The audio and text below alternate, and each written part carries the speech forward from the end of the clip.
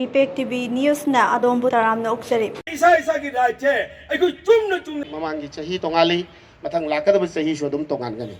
ꯑꯗꯨꯅ ꯍꯟꯗꯛ ꯏꯟꯖꯤꯟ ꯃꯈꯜ ꯃꯊꯦꯜ ꯏꯟꯖꯤꯟ ꯗꯕꯜ ꯇ꯭ꯔꯤꯄꯜ ꯃꯌꯥꯝ ꯑꯃ ꯂꯩꯔꯕꯅꯤ ꯍꯥꯏꯕꯅ ꯆꯤꯡ ꯑꯩꯈꯣꯏ ꯃꯁꯦꯟ ꯂꯩꯃꯤꯟꯅꯔꯤꯕ ꯖꯥꯠ ꯕꯤꯖꯥꯠ ꯈꯥꯏꯗꯅ ꯃꯤꯄꯨꯝ ꯈꯨꯗꯤꯡꯃꯛꯀꯤ ꯏꯁꯥꯒꯤ ꯔꯥꯏꯠ ꯑꯃꯁꯨꯡ ꯏꯁꯥꯅ ꯄꯥꯡꯊꯣꯛꯀꯗꯕ ꯇꯧꯐꯝ ꯊꯣꯛꯄ ꯗ꯭ꯌꯨꯇꯤꯁꯤꯡ ꯃꯁꯛ ꯃꯨꯟꯅ ꯈꯪꯂꯒ ꯃꯗꯨꯕꯨ ꯊꯕꯛ ꯑꯣꯟꯊꯣꯛꯄꯗ ꯃꯔꯤꯟ ꯆꯨꯝꯅ ꯆꯠꯈꯤꯅꯕꯒꯤꯗꯃꯛꯇ ꯄꯨꯝꯅꯃꯛꯇ ꯑꯦꯋꯥꯔꯅꯦꯁ ꯄꯤꯕ ꯇꯉꯥꯏꯐꯗꯕ ꯂꯩ ꯍꯥꯏꯕꯁꯦ ꯉꯁꯤꯒꯤ ꯐꯪꯁꯟ ꯑꯁꯤꯒꯤ ꯈꯨꯗꯣꯡꯆꯥꯕ ꯂꯧꯖꯔꯒ ꯑꯩ ꯃꯌꯥꯝꯗ ꯃꯦꯁꯦꯖ ꯄꯤꯖꯔꯤ꯫ ꯑꯩꯈꯣꯏ ꯈꯨꯗꯤꯡꯃꯛ ꯑꯩꯈꯣꯏ ꯄꯨꯝꯅꯃꯛꯄꯨ ꯁꯦꯝꯕꯤꯔꯤꯕ ꯑꯜꯂꯥꯍ ꯃꯄꯨ ꯃꯍꯥꯛꯅ ꯄꯨꯟꯁꯤ ꯍꯌꯥꯠ ꯄꯤꯅꯕꯤꯔꯕꯗꯤ ꯂꯥꯛꯀꯗꯧꯔꯤꯕ ꯆꯍꯤꯁꯤꯡ ꯑꯁꯤꯗ ꯍꯦꯟꯗꯣꯛ ꯊꯣꯏꯗꯣꯛꯅ ꯆꯥꯎꯅ ꯑꯏꯕ ꯋꯥꯔꯣꯜ ꯁꯕꯃꯤꯠ ꯇꯧꯕꯒ ꯂꯣꯏꯅꯅ ꯁꯦꯃꯤꯅꯥꯔꯒꯨꯝꯕ ꯑꯆꯧꯕ ꯄꯕ꯭ꯂꯤꯁꯤꯇꯤ ꯆꯠꯇꯅ ꯃꯤꯌꯥꯝ ꯈꯪꯕ ꯈꯪꯗꯕ ꯃꯌꯥꯝ ꯄꯨꯟꯁꯤꯜꯂꯒ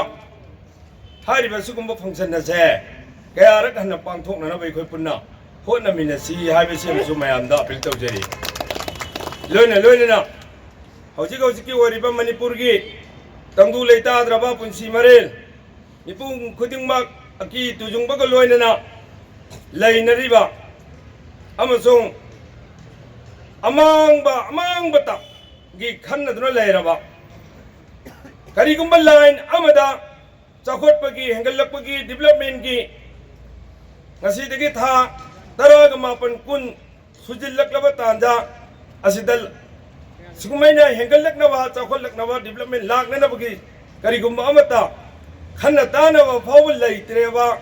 ꯂꯩꯇ꯭ꯔꯦ ꯍꯥꯏꯅ ꯂꯧꯕ ꯌꯥꯔꯕ ꯑꯀꯤꯕꯒꯤ ꯑꯃꯥꯡꯕꯒꯤ ꯇꯨꯖꯨꯡꯕꯒꯤ ꯃꯤꯁꯤ ꯃꯤꯅꯥꯒꯤ ꯑꯃꯁꯨꯡ ꯃꯤꯀꯞ ꯃꯤꯔꯥꯎꯈꯨꯜꯅ ꯁꯦꯀꯦꯟ ꯑꯃ ꯍꯥꯡꯗꯅ ꯇꯥꯔꯣꯏ ꯎꯔꯣꯏ ꯍꯥꯏꯅ ꯈꯟꯕ ꯑꯗꯨꯒꯨꯝꯕ ꯖꯒꯥ ꯀꯌꯥꯗꯒꯤ ꯇꯥꯔꯛꯂꯤꯕ ꯎꯔꯛꯂꯤꯕ ꯁꯤꯒꯤ ꯐꯤꯕꯝꯗ ꯂꯩꯔꯤꯕ ꯑꯃꯁꯨꯡ ꯑꯩꯈꯣꯏ ꯃꯁꯦꯟꯒꯤ ꯑꯆꯧꯕꯅ ꯃꯆꯥꯒꯤ ꯔꯥꯏꯠ ꯈꯣꯡꯒꯣꯏꯅꯔꯤꯕ ꯃꯆꯥꯅꯁꯨ ꯑꯆꯧꯕꯕꯨ ꯎꯁꯤꯠꯊꯑꯣꯏꯗ꯭ꯔꯤꯕ ꯑꯃꯁꯨꯡ ꯃꯁꯤꯒꯤ ꯇꯧꯐꯝ ꯊꯣꯛꯄ ꯔꯥꯏꯠ ꯈꯣꯡꯒꯣꯏꯅꯔꯤꯕ ꯄꯨꯝꯅꯃꯛ ꯑꯁꯦ ꯏꯁꯂꯥꯝꯒꯤ ꯑꯣꯏꯅꯗꯤ ꯋꯥꯔꯜड ꯋꯥꯏड ꯑꯣꯏꯅ ꯍꯧꯖꯤꯛ ꯆꯠꯊꯔꯤꯕ ꯇꯕ꯭ꯂꯤꯒꯤ ꯖꯃꯥꯠꯀꯤ ꯆꯤꯡꯗ ꯏꯁꯤꯡꯗ ꯀꯪꯐꯥꯜꯗ ꯑꯦꯅꯤ ꯑꯣꯐꯤꯁꯇ ꯌꯨꯝꯗ ꯃꯁꯖꯤꯗ ꯈꯨꯗꯤꯡꯃꯛꯇ ꯕꯖꯥꯔꯗ ꯌꯥꯝꯅ ꯃꯥꯁ ꯑꯣꯏꯅ ꯃꯦꯍꯅꯠ ꯇꯧꯔꯤꯕ ꯃꯁꯤꯒꯤ ꯋꯥꯛ ꯇꯧꯔꯤꯕꯁꯦ 6 ꯄꯣꯏꯟꯠꯅ ꯄꯤꯂꯔ ꯑꯣꯏꯔꯒ ꯄꯥꯡꯊꯣꯛꯄ ꯊꯕꯛꯅꯤ꯫ ꯍꯥꯏꯔꯤꯕ 6 ꯄꯣꯏꯟꯠꯅ ꯄꯤꯂꯔ ꯑꯣꯏꯔꯒ ꯄꯥꯡꯊꯣꯛꯂꯤꯕ ꯊꯕꯛ ꯑꯁꯤꯒꯤ ꯃꯔꯤ ꯁꯨꯕꯗ इकरामी खल्का हाइब पॉइंट में याउरी हाइब इकरामी मुस्लिम इकरामी खल्का हाइब पॉइंट से मसीसरा अखोई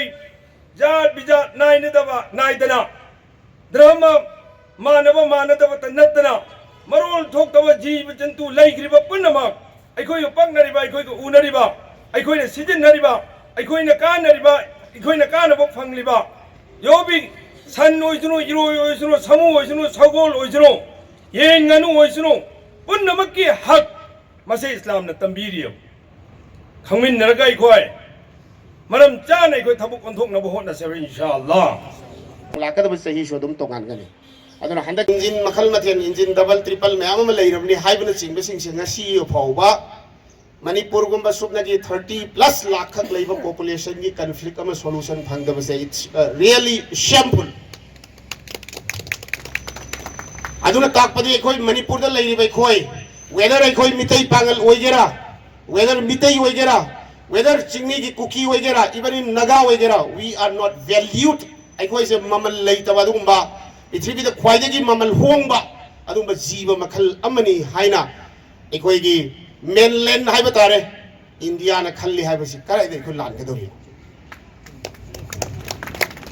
गसी अखोई ना सेचरीबा इंजरीबा कोर्ट का तौदना इंग्लिश का खरे याउन तौजरीसी इंडिया ने करीसु खंबीदे वी आर जस्ट वैल्यूलेस अखोइना तौरिबा contribution अखोइगी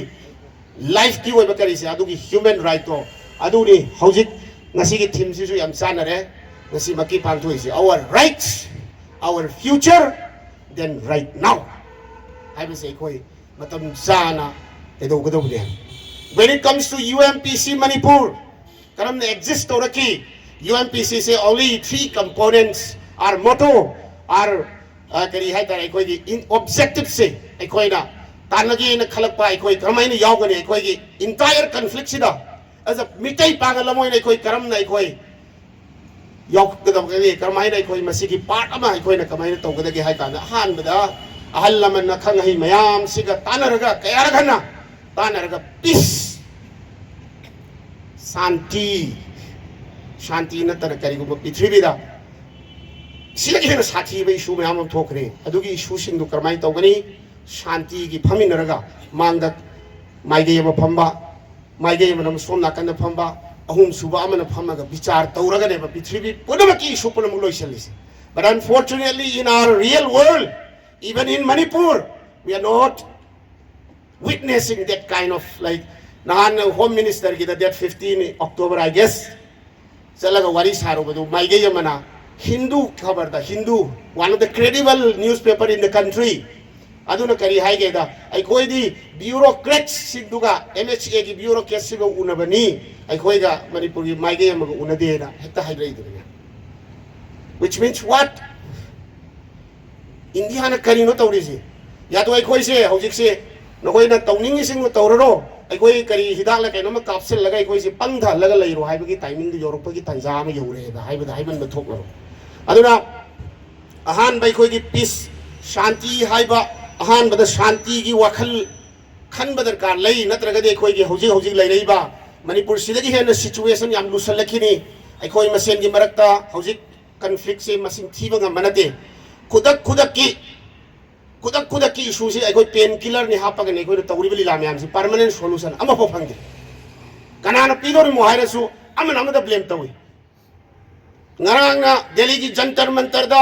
political party amana lauri khoi somdana ILP ki chahi manga sure na celebrate tawri